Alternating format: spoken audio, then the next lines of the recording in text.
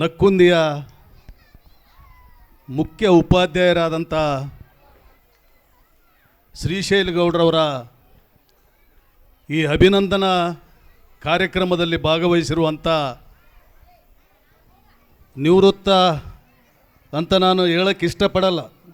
ಆ ನಿವೃತ್ತಿ ವಯಸ್ಸು ಕೂಡ ಕಾಣ್ತಾ ಇಲ್ಲ. ಹಾಗಾಗಿ ಕೇಂದ್ರ ಬಿಂದುವಾದಂಥ ನನ್ನ ಆತ್ಮೀಯ ಮಿತ್ರ ಆದಂಥ ಶ್ರೀಶೈಲ ಗೌಡ್ರೆ ಹಾಗೂ ಈ ಕಾರ್ಯಕ್ರಮದಲ್ಲಿ ಭಾಗವಹಿಸಿರುವಂಥ ನನ್ನೆಲ್ಲ ನೌಕರ ಬಾಂಧವರೇ ಹಾಗೂ ಮುದ್ದು ಮಕ್ಕಳೇ, ಆತ್ಮೀಯರೇ, ಶ್ರೀಶೈಲ ಗೌಡ್ರ ಬಗ್ಗೆ ವ್ಯಕ್ತಿಗತವಾಗಿ ಮಾತಾಡುವಂಥ ಅವಕಾಶ ಇವತ್ತಂತ ನಾನು ತಿಳ್ಕೊಂಡಿದ್ದೀನಿ. ಎಂದು ಅವ್ರ ಬಗ್ಗೆ ಮಾತಾಡಿರುವಂಥ ಅವಕಾಶ ಕೂಡ ಬಂದಿಲ್ಲೇನು. ಇವತ್ತು ಏನು ಶ್ರೀಶೈಲ ಗೌಡರು ನಿವೃತ್ತಿ ಹೊಂದಿದ್ದಾರೆ. ನಿವೃತ್ತಿ ಅಂತನ್ನೋದು ಸರ್ಕಾರಿ ನೌಕರದಾರರಿಗೆ ಅದು ಸಾಮಾನ್ಯ, ಅದನ್ನು ಯಾರು ತಪ್ಪಿಸೋಕ್ಕಾಗಲ್ಲ. ನಾನು ಇರ್ತೀನಿ ಅಂದರೂ ಕೂಡ ಯಾರು ಬಿಡಲ್ಲ. ಹಿಂಗಾಗಿ ಆ ಕಾನೂನಿನ ಬದ್ಧವಾಗಿ ಶ್ರೀಶೈಲ ಗೌಡರು ಇವತ್ತು ನಿವೃತ್ತಿ ಹೊಂದಿದ್ದಾರೆ. ಅವರಿಗೆ ತುಂಬು ಹೃದಯದ ಅಭಿನಂದನೆಗಳು ಮತ್ತು ಶುಭಾಶಯಗಳನ್ನು ಸಲ್ಲಿಸಲಿಕ್ಕೆ ನಾನು ಇಷ್ಟಪಡ್ತಾ ಇದ್ದೀನಿ.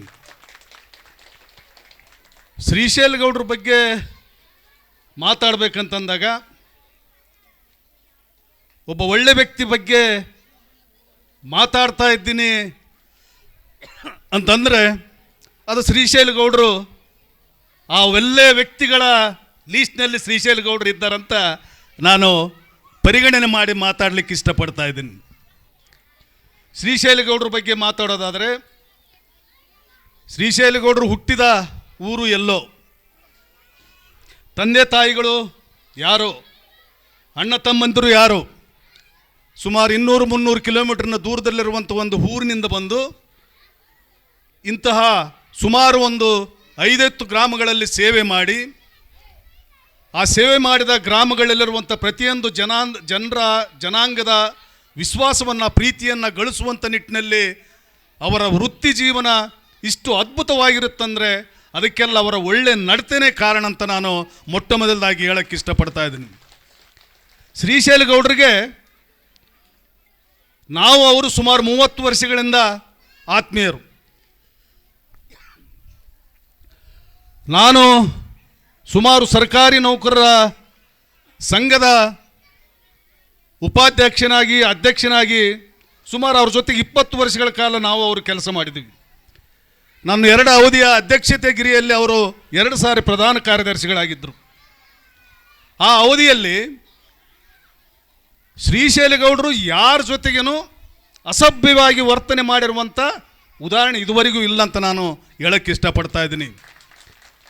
ಯಾಕೆಂತಂದರೆ ಯಾರಿಗೆ ಕೆಟ್ಟದನ್ನು ಬಯಸುವಂಥ ವ್ಯಕ್ತಿ ಶ್ರೀಶೈಲ ಗೌಡರಲ್ಲ. ನಮ್ಮಂಥವ್ರು ಏನಾದರೂ ಸಿಟ್ಟಿಗೆ ಬಂದು ಏನಾದರೂ ಮಾತಾಡ್ಬೋದು, ಆದರೆ ಶ್ರೀಶೈಲ ಗೌಡರು ಮಾತಾಡಿದಂಥ ಉದಾಹರಣೆಗಳು ನನ್ನ ಈ 30 ವರ್ಷದ ಅವಧಿಯಲ್ಲಿ ಇಲ್ಲಂತ ನಾನು ಹೇಳಕ್ಕೆ ಇಷ್ಟಪಡ್ತಾ ಇದ್ದೀನಿ. ಇದು ಈ ಗೌರವ ಅವರ ತಂದೆ ತಾಯಿಗಳಿಗೆ ಮತ್ತು ಕುಟುಂಬಕ್ಕೆ ಸಲ್ಲುತ್ತೆ ಎಂಬ ಮಾತನ್ನು ಕೂಡ ನಾನು ಹೇಳಕ್ಕೆ ಇಷ್ಟಪಡ್ತಾ ಇದ್ದೀನಿ.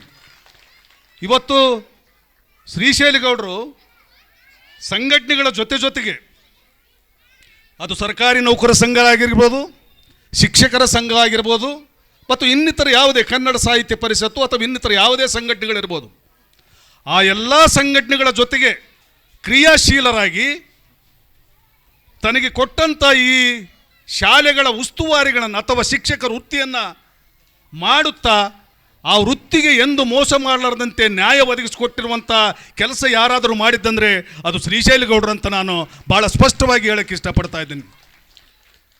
ನನಗೆಲ್ಲ ನೆನಪಿದೆ, ನಾವು ನೌಕರ ಸಂಘದಿಂದ ಹಲವಾರು ಹೋರಾಟಗಳನ್ನು ಮಾಡಿದಾಗ ಅದು ಪ್ರತ್ಯೇಕವಾಗಿ ಶ್ರೀಶೈಲ ಗೌಡ್ರೆ ಇದು ಮಾಡ್ಬೋದಾಗಿತ್ತಲ್ಲ ಅಂತಂದರೆ, ಸರ್ ಇದನ್ನು ಮಾಡೋಣ, ನಾನು ಹೋಗಿ ಕೆಲಸ ಮುಗಿಸಿ ಕೇಸಿ ಆಮೇಲೆ ಮಾಡೋಣ ಅಂತಂಬ ಒಂದು ಸರ್ಕಾರಿ ನೌಕರರಿಗೆ ಕೊಡುವಂಥ ಗೌರವವನ್ನು ಕೊಟ್ಟು ಅಲ್ಲಿ ಮಕ್ಕಳಿಗೆ ತೊಂದರೆ ಆಗಲಾರ್ದಂತೆ, ಪೋಷಕರಿಗೆ ತೊಂದರೆ ಆಗಲಾರ್ದಂತೆ, ಆ ಊರಿನ ಗ್ರಾಮಕ್ಕೆ ತೊಂದರೆ ಆಗಲಾರ್ದಂತೆ ತನ್ನ ಕರ್ತವ್ಯವನ್ನು ನಿಭಾಯಿಸಿದಂಥ ವ್ಯಕ್ತಿ ಶ್ರೀಶೈಲ ಗೌಡ್ರನ್ನ ನಾನು 30 ವರ್ಷಗಳಿಂದ ಬಲ್ಲೆ.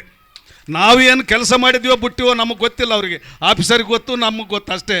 ಆದರೆ ಶ್ರೀಶೈಲಗೌಡರು ಪ್ರತ್ಯೇಕವಾಗಿ ತನಗಿರುವಂಥ ಶಿಕ್ಷಕ ವೃತ್ತಿಗೆ ಎಂದೂ ಮೋಸ ಮಾಡಲಾರದಂತೆ ಆ ಕಡೆ ಶಿಕ್ಷಕ ವೃತ್ತಿಗೆ ಮರ್ಯಾದೆ ಕೊಡುವಂಥದ್ದು, ಈ ಕಡೆ ಸರ್ಕಾರಿ ನೌಕರ ಸಂಘದ ಅಥವಾ ಸಂಘಟನೆಗಳಿಗೆ ನ್ಯಾಯ ಕೊಡುವಂಥ ಕೆಲಸ ಯಾರಾದರೂ ಮಾಡಿದ್ದಾದರೆ ಅದು ಶ್ರೀಶೈಲಗೌಡರು ಅಂತ ಹೇಳಕ್ಕೆ ಇಷ್ಟಪಡ್ತಾ ಇದ್ದೀನಿ. ನಾವಂತೂ ಎರಡು ಕಡೆ ನ್ಯಾಯ ಅಂತೂ ಕೊಟ್ಟಿಲ್ಲ, ಅದು ಸತ್ಯ. ಅದು ಶ್ರೀಶೈಲಗೌಡರು ಕೊಟ್ಟಿದ್ದಾರೆ, ಅದಕ್ಕೆ ಅವ್ರನ್ನ ನಾವು ಮೆಚ್ಚಲೇಬೇಕು. ಅಂಥವರು ಶಿಕ್ಷಕರು ಸಿಗುವಂಥದ್ದು ಭಾಳ ಕಠಿಣ. ನೀವು ಕೆಲಸ ಮಾಡಿದ್ರಿ, ಹರಿಪ್ಮಿಯ, ತಿಮ್ಮಣ್ಣ, ಸುರೇಶ, ಹಂಪಣ್ಣ, ನೀವು ಮಾಡಿರಿ, ಇಲ್ಲಂತಲ್ಲ. ಮತ್ತು ನೀವು ಹಂಗೆ ತಿಳ್ಕೊಂಬಕ್ಕೆ ಹೋಗ್ಬೇಡ್ರಿ, ಮೂಕಪ್ಪ. ಈಗ ಶ್ರೀಶೈಲಗೌಡರು ನಮ್ಮ ಜೊತೆಗಿದ್ದಾಗ ನೋಡಿ ಈ ಸಮಾರಂಭ, ಅವ್ರು ಯಾರನ್ನು ಬಿಡ್ತಾ ಇಲ್ಲ. ದೊಡ್ಡವರಿಗೂ ಚಿಕ್ಕವರಿಗೂ, ಯಾರು ಕಟ್ಟ ಕಡೆಯ ಮನುಷ್ಯರಂತ ಏನು ಹೇಳ್ತೀವಿ ನಾವು, ಅದು ಅಡಿಗೆಯವರಾಗಿರ್ಬೋದು, ಕಸ ಬಳಿಯವರಾಗಿರ್ಬೋದು, ಇನ್ನಿತರ ಯಾವುದೇ P1ಗಳಾಗಿರ್ಬೋದು, ಅಂಥವ್ರನ್ನ ಗೌರವಿಸಿ ಅವರಿಗೆ ಬಟ್ಟೆ ಬರೆ ಮಾಡಿ ನೀವು ಸಮಾಜದಲ್ಲಿ ನಮ್ಮ ಜೊತೆಗೆ ಇದ್ದೀರಿ ಎಂಬ ಭಾವನೆಗಳನ್ನು ಕ್ರಿಯೇಟ್ ಮಾಡುವಂಥ ತಾಕತ್ತು ಏನಾದರೂ ಇದ್ದರೆ ಅದು ಶ್ರೀಶೈಲಗೌಡರಿಗೆ ಅಂತ ನಾನು ಹೇಳಕ್ಕೆ ಇಷ್ಟಪಡ್ತಾ ಇದ್ದೆ. ನಾನಂತೂ ನೋಡಿಲ್ಲ, ಇದು ಮೊಟ್ಟ ಮೊದಲದಾಗಿ ಬಿಸಿ ಅಡಿಗೆ ಮಾಡೋಂಥವ್ರಿಗೆ ಅಥವಾ ಇಲ್ಲಿ P1 ಕೆಲಸ ಮಾಡೋಂಥವ್ರಿಗೆ ಗೌರವ ಕೊಟ್ಟು ಅವರಿಗೆ ಒಂದು ಅಭಿನಂದನೆ ಸಲ್ಲಿಸುವಂಥದ್ದು ಏನಿದೆಲ್ಲ ನಿಜವಾಗಲೂ ಶ್ರೀಶೈಲಗೌಡರ ಒಳ್ಳೆಯ ಗುಣ ಅಂತ ನಾನು ಹೇಳಕ್ಕೆ ಇಷ್ಟಪಡ್ತಾ ಇದ್ದೀನಿ. ಆದ್ದರಿಂದ ಇವತ್ತು ಶ್ರೀಶೈಲಗೌಡರು ನಿವೃತ್ತಿ ಆದರೂ ಕೂಡ ಅವರು ಯಾವಾಗಲೂ ಚಟುವಟಿಕೆ ಇರುವಂಥ ಒಬ್ಬ ಮನುಷ್ಯ. ಎಂದು ಎಲ್ಲೋ ಒಂದು ಕಡೆಗೆ ಮೂಲೆಯಲ್ಲಿ ಕುಂತ್ಕೇಸಿ ಯಾರಿಗೆ ಕಾಣಿಸ್ಲಾರ್ದಂತೆ ತನ್ನ ಜೀವನವನ್ನು ಸಾಗಿಸುವಂಥ ಮನುಷ್ಯ ಶ್ರೀಶೈಲಗೌಡರು ಅಲ್ಲ. ಅದಕ್ಕೋಸ್ಕರ ಶ್ರೀಶೈಲಗೌಡರನ್ನ ಚಟುವಟಿಕೆಯ ಬಿಂದು ಅಂತ ನಾವು ಕರೀಲಿಕ್ಕೆ ಇಷ್ಟಪಡ್ತಾ ಇದ್ವಿ. ಇವತ್ತು ಸುಮಾರು 39 ವರ್ಷಗಳ ಸರ್ವಿಸನ್ನು ಮಾಡಿ, ಸೇವೆಯನ್ನು ಕಾಡಿ ಅವರು ಎಲ್ಲಿ ಹೋಗ್ತಾರೋ ಅಲ್ಲಿ ಹಳ್ಳಿಗಳಲ್ಲಿ ನಾನು ನೋಡಿದ್ದೀನಿ. ಅದು ರಾಜಲಮಂಡಿ ಇರ್ಬೋದು, ನಸಲಾಪುರ ಆಗಿರ್ಬೋದು, ಗೋರ್ಕಲ್ ಆಗಿರ್ಬೋದು, ನಕ್ಕುಂದಿ ಆಗಿರ್ಬೋದು, ಇನ್ನಿತರ ಎಲ್ಲ ಹಳ್ಳಿಗಳಲ್ಲಿ ಅವರು ಶಿಕ್ಷಕರ ವೃತ್ತಿ ಜೊತೆಗೆ ಅಲ್ಲಿರುವಂಥ ಗ್ರಾಮದ ಜನರ ಜೊತೆಗಿರುವಂಥ ಆ ಗಳಿಸಿರುವಂಥ ಪ್ರೀತಿ ವಿಶ್ವಾಸ ಅದು ಅಮೋಘವಾದಂಥ ನಾನು ಹೇಳಕ್ಕೆ ಇಷ್ಟಪಡ್ತಾ ಇದ್ದೀನಿ. ಇದನ್ನು ಎಲ್ಲ ನೌಕರದಾರರು ಪರಿಪಾಲನೆ ಮಾಡಬೇಕು, ಅನುಸರಿಸಬೇಕು. ಈ ಥರದ ಅನುಭವ ಸಿಗೋದು ಭಾಳ ಕಷ್ಟ. ಎಲ್ಲರೂ ಸೇವೆ ಮಾಡ್ತೀವಿ ನಾವು, ಶಿಕ್ಷಕ ವೃತ್ತಿಯಲ್ಲಿ ಮಕ್ಕಳಿಗೆ ಪಾಠ ಕಲಿಸ್ತೀವಿ, ಸರ್ಕಾರಿ ನೌಕರದಾರರು ಜನರಿಗೆ ಒಳ್ಳೆ ಕೆಲಸ ಮಾಡಿ ಕೊಡ್ತೀವಿ. ಅದ್ರ ಜೊತೆಗೆ ಜನರ ಭಾವನೆಗಳನ್ನು ಅರಿತುಕೊಂಡು ಆ ಗ್ರಾಮದಲ್ಲಿರುವಂಥ ಕೇವಲ ತಮ್ಮ ವೃತ್ತಿಯನ್ನು ಬಿಟ್ಟು ಇನ್ನಿತರ ಚಟುವಟಿಕೆಗಳಲ್ಲಿ ಭಾಗವಹಿಸುವಂಥ ಕೆಲಸ ಶ್ರೀಶೈಲಗೌಡರು ಮಾಡಿದ್ದಾರೆ. ಅವರು ಮುಂದಿನ ದಿವಸಗಳಲ್ಲಿ ಕೂಡ ಸುಮ್ಮನೆ ಕೂತ್ಕೊಳ್ಳಾರ್ದೆ ಅವರು ನಮ್ಮ ಥರನೇ ನಮ್ಮ ಜೊತೆಗೆ ಬರಲಿ, ರಾಜಕೀಯವಾಗಿ ಬೆಳೆಯುವಂಥ ಅವಕಾಶ ಇದೆ. ಅವರು ನಮ್ಮ ಜೊತೆಗೆ ಬಂದು ರಾಜಕೀಯದ ಅನುಭವವನ್ನು ಪಡ್ಕೊಳ್ಳಿ ಎಂಬ ಮಾತನ್ನು ಕೂಡ ನಾನು ಹೇಳಕ್ಕೆ ಇಷ್ಟಪಡ್ತಾ ಇದ್ದೀನಿ. ಅದರ ಜೊತೆಗೆ ನಾನು ನನ್ನ ಅನಿಸಿಕೆಗಳನ್ನು ಸುಮಾರು 100 ಕಡೆಗೆ ಮಾತಾಡಿದ್ದೀವಿ.